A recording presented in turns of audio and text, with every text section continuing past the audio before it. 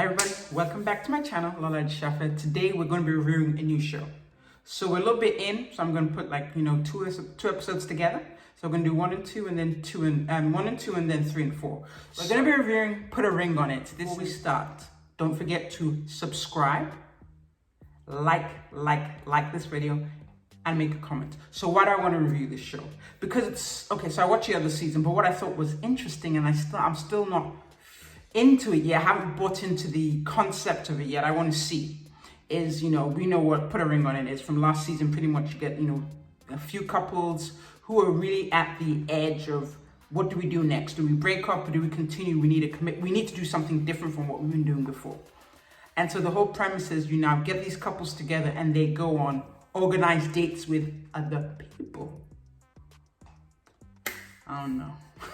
So I just want to kind of break it down. I actually wanted to see, since I decided to focus and see, okay, is there some sense into it? The premise of the show, and Dr. Nicole says, is, dating somebody else, is she wants to push the boundary relationships to their limits, to almost recreate a scenario for them to now grow into and break old habits, kind of breaking bonds to recreate a completely new thing. Let's see what this show brings. So we're going to put a ring on it. This is going to be episode 1 and 2 smashed together. So here we go. So we've got 3 couples, real quick, 3 couples. First couple is Shon and him and Larhonda. They've been dating 3 years. He's the artistic one, stand-up comedian. She's more of a corporate type. Second couple is Alexia and Darion. It's Darion or Darion. Anyway, so this couple, now this is the couple where I'm like, yo, they've been together 14 years. 14 years and you haven't come up with a solution. Like, are you a placeholder? When you read all these catchy little things online now, is she a placeholder for him? So anyway, the story with, Alexia and Darion, they met in college. They've been together 14 years. Alexia played ball, and I think she played basketball, overseas for about 6 years with some of the professional leagues. Came back, she's been going back and forth. Of course, Darion, field mob. Those of us from Atlanta, that was Atlanta royalty, a probably underrated group. It was 2 of them, him, this other fellow, did a couple songs, Sierra and some other, with the Atlanta scene. So they were well known, but of course they're not recording right now. This might be able to jump off his career. Let's see. Anyway, so to note here that I thought was worthy to mention was, he says something about, she loves me that much, she's wifey material, but. So what's the but for? So he's saying but because he feel like the ring always tends to mess things up. No ring is gonna mess things up too, sir. So moving on. The last couple, Jessica and Eric. They've been together about 4 years. Eric was an Atlanta Falcon. So this is the Atlanta crew here. And I don't know what Jessica was. But anyway, Jessica's, they've got this both lovey-dovey. I think Jessica says he's my soulmate. Eric says that she completes me. So all this is all there. Like, why aren't you all married? Why aren't you engaged? So clearly there's some layers to be peeled off so we can see what's going on. So I kind of want us to go into this show and see, as they peel the layers, if there's something we can learn from and kind of break it down and talk about it. So here goes. So when we kind of go into the first, when she kind of tells them, she breaks down. Well, by this time, this is the 2nd season, so they know how the premise goes. You know that you are going on dates with somebody else. So first of all, she has them, put a list together of what they shouldn't do, their boundaries. Everybody comes up with a creative list. Don't text, don't touch, don't hug, don't kiss, don't blah, blah, blah, blah. They write everything down. She said, tear it up. So no boundaries and no rules. You can only use the rules for yourself. You can't implement them on your partner. Okay, and she comes up with this line about, how rigidity, breaks things, and flexibility and vulnerability will help things grow. Yeah, I don't know, but let's see how this goes, All right, so let's go in. So, Jessica and Eric, we'll start with Eric. The guys go on dates first. So Eric goes on a date with this lovely young lady, can't remember her name, really beautiful. Something to note, they had a good attraction. Something to note that he said that I thought was important, and I think that men should ask themselves these questions when they're out there, But I think, what? I'm never going to assume that. I think a lot of men know that when they really love the person they have at home and appreciate who they have at home, they know the answer to this question. But the question he asked was, is this person, was she offering me something better than I have at home with Jessica? Key. Like anytime, if Martel Hall asked himself that question properly, he probably won't be in the situation he is right now, but we're in a different show, so let me come back. But anyway, so yeah, that question. I'm gonna repeat the question again. Is she offering me something better than I have at home? Real talk. Like, I think a lot of the time men can answer that question properly. They know they're just there to play. They're not trying to replace who they have at home, but they want to play. So that'd be a question to ask. Jessica had some kind of things that she was making up, like these thoughts or facts she was creating were based on her fears. And she used the fears created these imaginary situations to explain away her emotions. So pretty much, all the things she's imagining just based on her fears, and she's looking for something to explain those fears, but still makes the fear worse. So it's like a wheel, the rat wheel, the race. You've got these emotions, you create these facts, and you keep going. I guess that could make sense for some people who are quite emotional. Or you could just shut it off and put it in a box like the rest of us. But anyway, and so Eric decides not to go on a second date with her. Good job, sir, because she was an attractive young lady. We could talk about Jessica's date. All right, bruh. What was this dude's name again? I forgot his name. But he talked about he was a Mr. Steal Your Girl. Already, dude, like, that's kind of corny. Like, yeah, Mr. Steal Your Girl. I don't know if he was just trying to have jump off his career or something. But anyway, yeah, he called himself a Mr. Steal Your Girl, and he had confessed to her they had never. So I'm thinking this guy's in his late 20s at the youngest, into his 30s, never been in a relationship before. If that isn't a red flag, I don't know what is. That's like a red blanket. That's like I'm pulling you into hell already. But anyway, that's a problem. And when I think about the guy, I remember the way he talked and the way he looked, like he just gave me vibes. So I was surprised by his carriage and the way he put himself there, because when you look at him, I'm getting, Bubba from Forrest Gump. I don't know, but the whole thing, he looked one way and then the other way was just all over the place. Anyway, my girl Jessica's smart enough. She said, nah, I don't want a second date with that guy. Has red flags written all over him. Good choice. So, going into the second part, Alexia and Darion. So, so he's going on a date first. And he just seemed mighty excited about the date. And he says something about, he was excited about testing the boundaries of the relationship to challenge himself. I think he was just trying to, shake off the cold feet he has. Because clearly he has cold feet. I don't know, 14 years is a long time not to have a name for your relationship. Like an official name for your relationship. That's a long time. So anyway, date comes, he's real, like he said, excited. He has his arm over her. I guess because when you think about, because he's a rapper, and the kind of rapper he was like the rappers from the South, like filled more very animated and theatrical, and this reminds me of myself a little bit, but we won't talk about that. But anyway, he was very theatrical, so maybe some of that stuff was doing just to be doing and not because he felt that way about it. But yeah, the date, nothing I can think of, but his date appeared to be coming on a little strong, just a little teeny strong. She was doing a little too much. And so he comes home, and this is what I think to note here was, when he comes home, he wants to sit down and talk with Alexia about the date, kind of tell her what was going on. And she was just shutting him down, like she didn't let him finish his train of thought. She was interrupting him. She would overtalk him, and then even before he really began to get to the meat and potatoes of the whole thing, she got up and walked off and did that rah rah rah. Yeah, like a round the way girl kind of attitude is not going to work, and that might be some of the issues they might be facing as to why he just has her as a placeholder, as opposed to giving the relationship a real grown-up title other than boyfriend girlfriend of 14 years. I don't need to tell you, like, if you don't have, and it's a different case. So here, keep this in point. She's not saying I don't want to get married. She wants to get married. And she has said says that, it just hasn't come up. When Darion was talking about his date, when they did the circle, Wusa circle, he did say that what he found was that he'd missed the fun, flirty side of their relationship. And I get that, because even her attitude in the circle was still like, I almost feel like that might be what's really holding them back, or him. So one would ask yourself, why is Alexia so defensive? Because she knows She knows more than us right now. So Alexia knows more than us right now as to why she's been with this man for 14 years and she's had no ring. We'll probably peel it back, but there's a reason why she's so defensive. And I think it's going to begin to make sense. But right now, you know, she knows something that we don't. So anyway, Alexia goes on her date with this guy who's a trainer. Looks like he had like the stick on fake beard. I don't know if he's just, you know, because sometimes you don't know if they just create these people just to create these dates.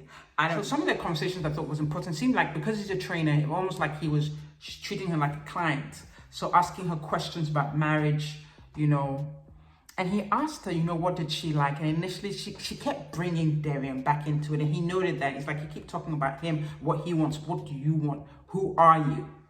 And that is important, you know. And what she said that I thought was interesting to note is she called herself an alpha. Experience has taught me that if you have to call yourself an alpha, 5% chance that you are an alpha, 95% that you're not an alpha. You just like to talk a lot. This, I'm just saying. So she calls herself an alpha, and she says that, you know, Darion's an alpha too, and so they butt heads. They butt heads because y'all don't listen to each other, and then you're talking over him. She did mention something which was quite important to note, is when she was sitting down with her date Chris, she mentioned that in the 14 years they'd been together, they'd never really talked about getting married.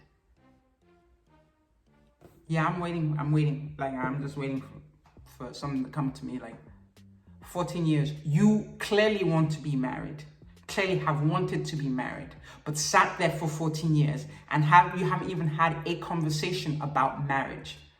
But 3 breaths ago, you said you were an alpha. My understanding is alphas go for what they want.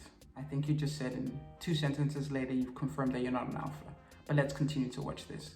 But that is an issue. So if we break it down for relationships everywhere, for people everywhere, and I think this is almost common knowledge, but never to assume. Yo, you're with someone, you want to be married, and he hadn't given you anything definite in 2 years, and you're over the age of 25, then maybe you don't want to sit there and wait for another couple of years to find out that he doesn't want to be married, or he doesn't want to be married to you. And so, well, I don't know if this is the case, but 14 years isn't, like, this sounds like a problem already. You know, I don't know how this is gonna, you know, pan out, but 14 years and no discussion of marriage, just skirting around the issue, there's gonna be an onion to peel. So I think that's what's got me interested when I saw this. I'm like, 14 years? So anyway, you know, after, you know, they did mention, I guess after the Wusa area circle, that, you know, the night prior, I guess after her date, they had finally, for the first time in years, sat down and listened to each other and had the talk, and they talked for hours, like back when they used to date when they were much younger. Because she said she started dating when she was 19, 20 in college. So it was almost reminiscent of how they used to be, like the understanding and the caring and the interest. Okay, so maybe these outside dates are challenging you know, what they created, the walls they've created around their relationship, or what they've made it to be. Now, you know, maybe they want something different. But this is one couple I really have my eye on, so long and short of it. All right, so going to Shon and Larhonda. I don't know if this is it's gonna be real. This is a random fact. Shon is a Sagittarian. But he don't act like a Sagittarian. I don't know what his moon sign is and all those other things that add on to, you know, his sign. Because Sagittarians, we different. And we not like this. So let's go into who Shon is. So anyway, Shon, Larhonda, 3 years. So of course, Shon has his date first. Larhonda's really like laid back and easygoing. She's smiling. She hugs him. She hugs the date. I thought it was interesting. She really seems like a really sweet girl or sweet lady. So anyway, they go on the date. And, you know, when they have the Wusa circle, he's talking about, yeah, he don't want to have another date because she was too perfect. So he don't want to create any waves. Okay, there's some more thinking there. Seems a little, yeah, she's too perfect. Like, even if you thought that, I'm not sure why you'd say that, being that you're going to not. Anyway, we'll put this aside. We're going to be watching Shon, but apparently Shon's a Sagittarian. I really want to know exactly what the dates are and have like someone read him, because he's not a typical Sagittarian. We're not like that. But anyway, so they have a segment because every week she sits down with the couple and has some counseling with them. So they're the couple who get the counseling. And so, the topic that comes up is finances. So, Shon mentions that they have their finances, they're separated, their finances are separate. So they might put money together, join and everything. And of course, when they have their conversations about money, he begins to feel worthless because he's a stand-up comedian, he's a creative. And of course, with creatives who are still not well known, he's not a household name, the money comes and goes. Sometimes you made a good check and other times you've been waiting for the next check. You're only as good as your last piece of work. So he begins to feel quite worthless if he's not working. And so he can't really budget properly and give a month to a year plan because his money comes and goes. And, I have to say with this, his transparency was admirable. He was really vulnerable and open. I guess he's open to the process. So I have to admire him for that. Because that is, he kind of broke down his background, he didn't want to be like his father, who he felt was very, absent, would bring money, but that was only his only role, and didn't treat his mother very well. So he just was always, and children do that. When you have a parent who really has traits that you as a child can recognize are not admirable, you end up spending a lot of time trying to not be like them. I don't want to be like him. But sometimes, the coincidence of that is you end up being like them. And so this is what, Dr. Nicole is going to work on with him. So instead of spending energy not trying to be like him, stand in your truth and be who you are. Very sensitive guy. He wears his feelings on his sleeve. And so let's go into Larhonda's date. Brother came to the door, he looked like he was one of those guys from the Nation of Islam. Peace and blessings unto you. I don't know. I mean, he drinks wine, so he's not from Nation of Islam, but he just struck me as energy. He just struck me as one of he always had this theater, he has this, poetic way of speaking.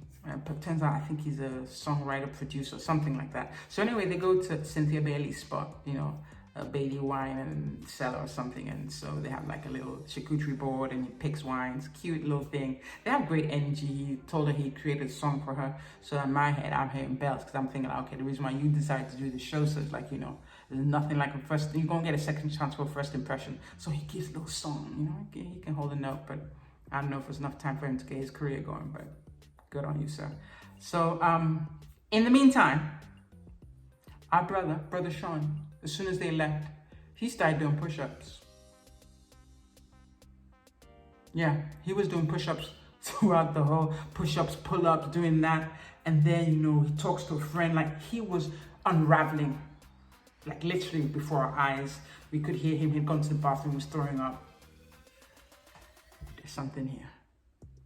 Because, Larhonda's really sweet and all these things, and so I don't think she's given, I don't know, I wasn't there, but she doesn't give me the energy she's been giving him pressure, fix up sharp or I'm leaving you. She seems to be very accepting of who she is and probably has an attraction to creatives because she definitely seems comforting.